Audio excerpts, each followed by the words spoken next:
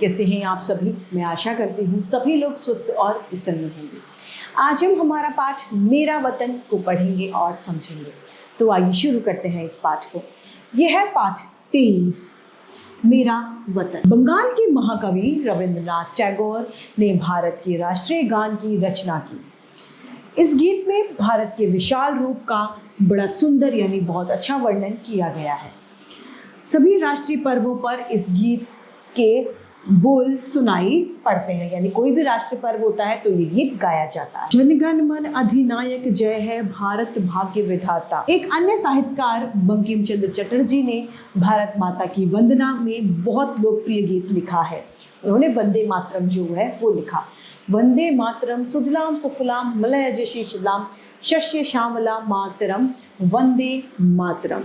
ये लिखा गया है बंकिम चंद्र चटर्जी। भारत की राष्ट्रीयता और एकता को अखंड बनाए रखने के लिए राष्ट्र कवि मैथिली शरण गुप्त ने लिखा है कि इस भूमि पर रहने वाले सभी आपस में भाई बहन हैं। यहाँ कोई गैर नहीं, सबकी माता एक है। फिर आपस में बैर कैसा, यानी आपस में मतभेद किस तरीके के।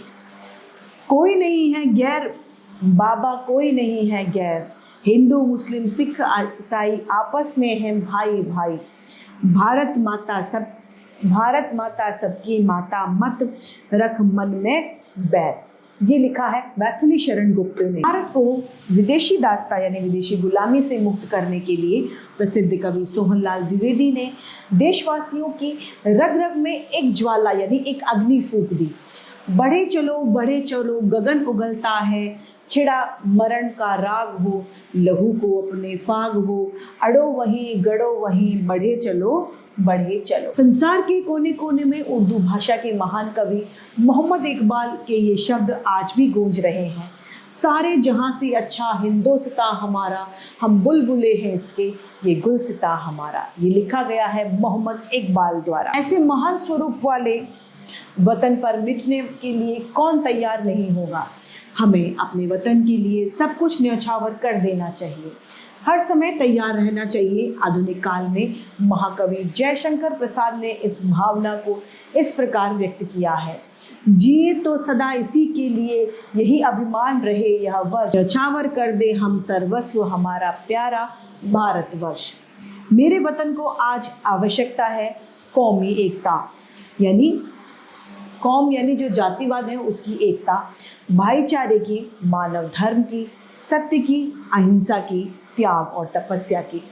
इन शब्दों को कवि गया प्रसाद शुक्ल ने इस प्रकार से कहा है। लो सदा देश से लगाए चले, धर्म मनुजत्व को निभाए चले, आदमी को यही मुनासिब है, खूब आपस में मिलाए चले। मेरे वतन के सौंदर्य को देखने के लिए तो देशलोक निवासी भी तरसते हैं।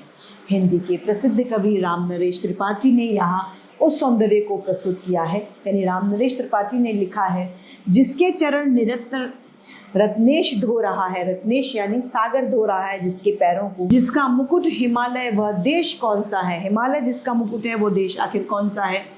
नदियाँ यहाँ सुधा की धारा बहा रही, सींचा हुआ सलोना, यह देश कौन सा है। यहाँ पर नदियाँ जो हैं वो अपना अमृत बरसा रही हैं, अपनी अमृत को बहा रही हैं। तो बताइए इस पानी से सींचा हुआ ये देश आखिर कौन है।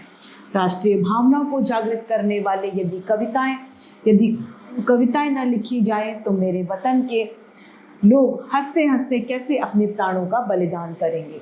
हम कैसे आज़ाद होंगे। इस वतन की आज़ादी में प्राणों का बलिदान करने वाले एक ही कौम के थे, वे थे स्वतंत्रता के दीवाने। उनमें कोई हिंदू मुस्लिम सिख ईसाई जाट कोई भी नहीं था, वे सिर्फ कौन थे, स्वतंत्रता के दीवाने थे।